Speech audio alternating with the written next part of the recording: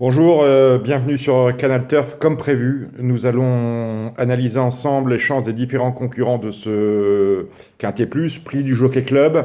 On a vu la victoire hier dans le derby d'Epsom d'un Agacan qui, a priori, a de la qualité, à savoir si le lot vaut quelque chose ou pas, à savoir si Erzand est un grand champion ou si tous les chevaux qui ont participé à cette course mérite d'être revu. Il ne faut pas se tromper.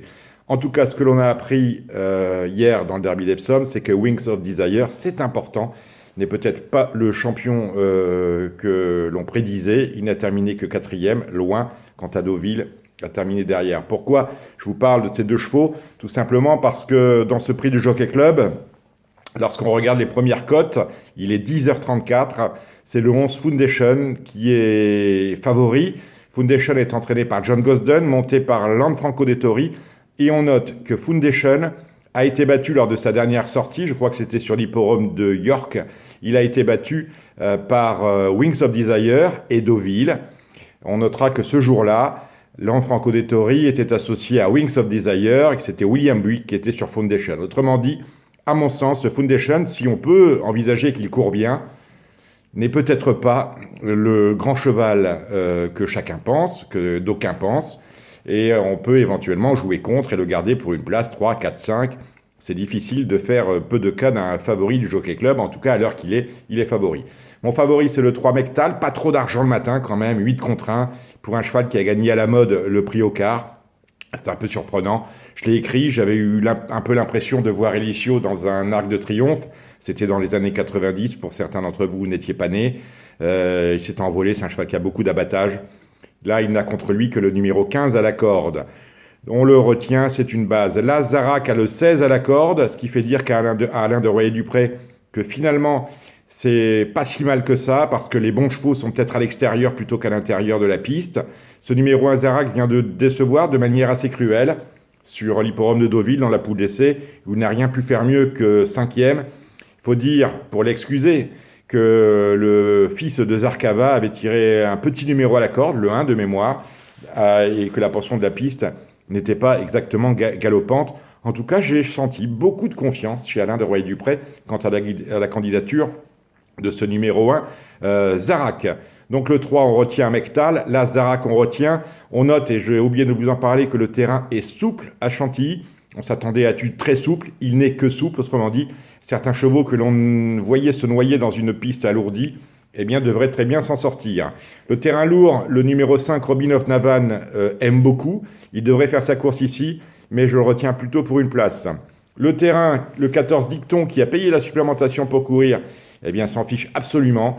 C'est la belle histoire de la course. Il vient de terminer troisième à l'issue d'un très bon finish dans la poule d'essai des poulains. On le retient.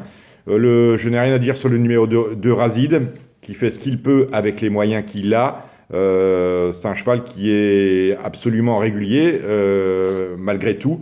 Il a déjà gagné sur cette piste de Chantilly. Pour sa rentrée, sur ce parcours, le 20 avril dernier, on ne peut pas faire fi de ses chances, mais bon, c'est à vous de voir.